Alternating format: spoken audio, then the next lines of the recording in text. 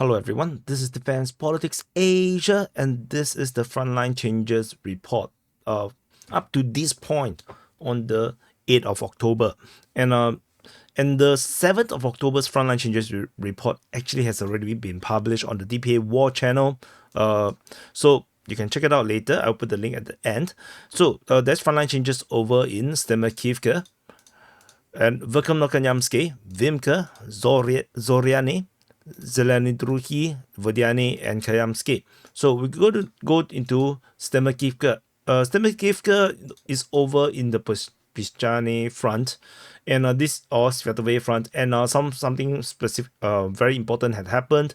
Russian forces has captured Stemakivka. So the Russian forces, according to the latest Ukrainian mapping, have shown that the Russian forces have basically secured the entirety of Stemakivka and fully capturing, especially the entire northern part that is now fully considered by the Ukrainian mapping. So Deep State UA has declared the Stemakivka as captured by the Russian forces. Very, very significant change.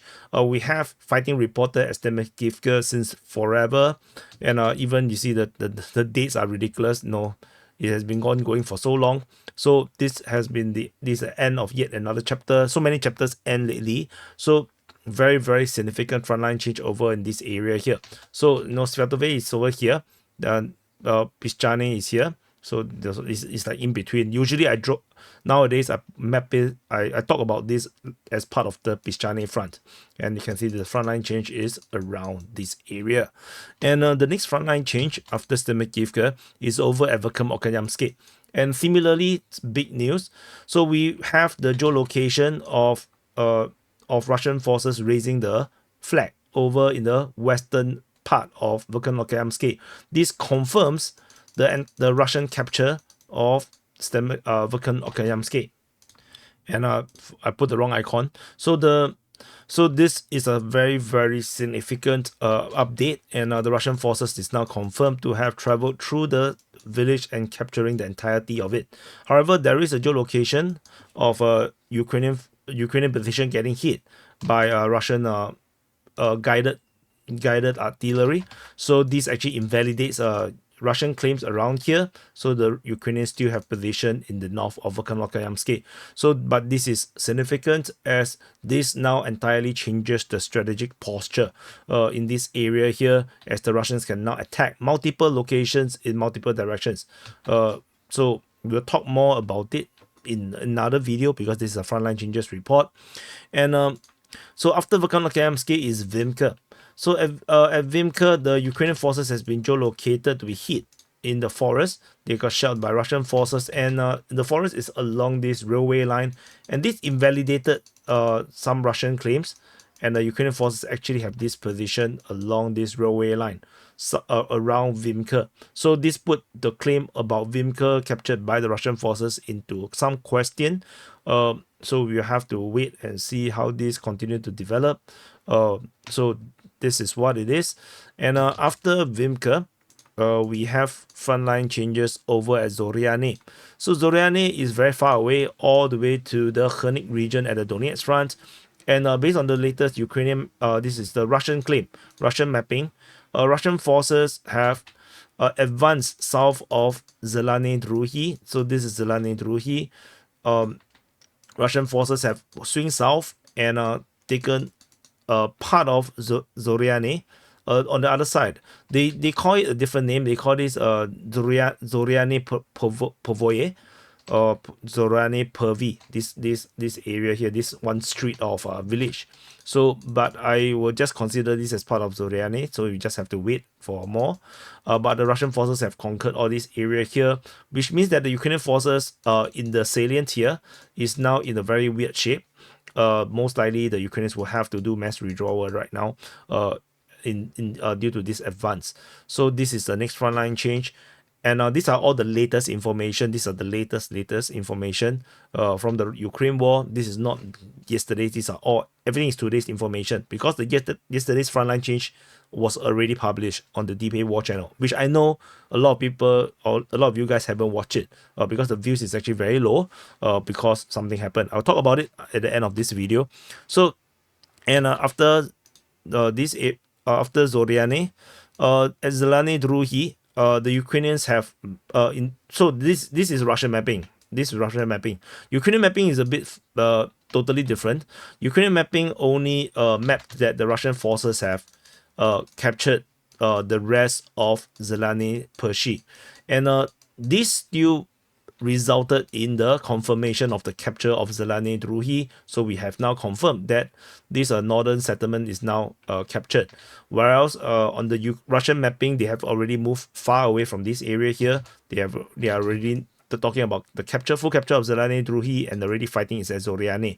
So a bit of a massive differences in terms of the reality between the Russian and the Ukrainian mapping. So just to note, I do not know which one is true. Unless there's geolocation. So yeah, so I'm kind of like neutral on this thing. No, I'm just reporting and just letting you know that the Russians and the Ukrainians have very different views of what is currently happening actually on the ground. And after this one, we go all the way to Vodyane. So over at Vodyane, there is a geolocation of Russian attacking this forest belt, this forest line, and this actually invalidates Russian claims. So the Russian mapping by Ryba map it all the way to this point. But it looks like the Russians did not go that far, because the Russians are now only just attacking this point. So so we shall see whether there is a overly date, is like an old video, or maybe it's not. But whatever it is, we based on the geolocation, we invalidate the claim, because ultimately it's a claim, and the claim actually makes the Ukrainian mapping looks a lot more accurate, because the Russians could potentially just attack like this, and so the fighting is there. And yeah, I just want to just invalidate everything. So yeah, giving some chance for the Russians. And the last frontline change is over at Kayamsky. So over at Kayamsky at the Zaporizhia front. So Zaporizhia is over here, and there is a new geolocation of Russian forces, showing the Russians in a slightly different position, confirming that they have captured a bit more grounds in this northern part of Kayamsky. Someone complained, not complained. They said that the military summary said is the only one that mentioned about the dried up, this dried up river bed, and that's allowing the Russians to actually travel easily over there. I mean, theoretically, maybe, but the reality is the grounds is probably muddy. Because ultimately this is still a water body, and whether it's really so easily cross over, I have no idea. There's no objective information to show me that this entire water body can be just crossed like this.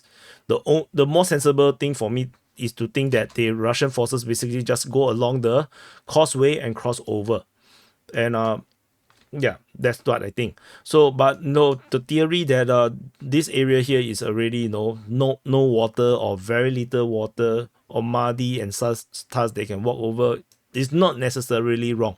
I'm just saying. But of course, it doesn't really matter to me per se. But if you look at this, it doesn't mean that there's no water here. There's actually still water around. It's just that the water is very spread out. Unless we have some objective views or photos from this area here, which I think the last time I saw something is very long time ago. So yeah, I can't really tell. I know there's some grass growing and whatnot, but yeah, I'm not sure if it's usable for war for now. But anyway, let's wait and see. But you can see the river is basically going the shortest way possible. So, and yeah, so that's it from the Frontline Changes Report. And so just to the Frontline Changes Report for the 7th of October actually is already out. It's on the DPA War channel. It's over here. The views is pretty low because Whip Union just happened to publish his report exactly at the same time. So that basically tanks the video. So yeah, so that's live for me. So anyway, check out the DPA, the Frontline Changes Report over here. And I'm also thinking about swapping the SITREP and the Frontline Changes Report's timing, swapping it around so that the situation report don't always seem to be so late. So the SITREP, is more time sensitive. So I plan to report it earlier, and then the situation then the Frontline Changes Report much later. I'll see how I work around my work schedule.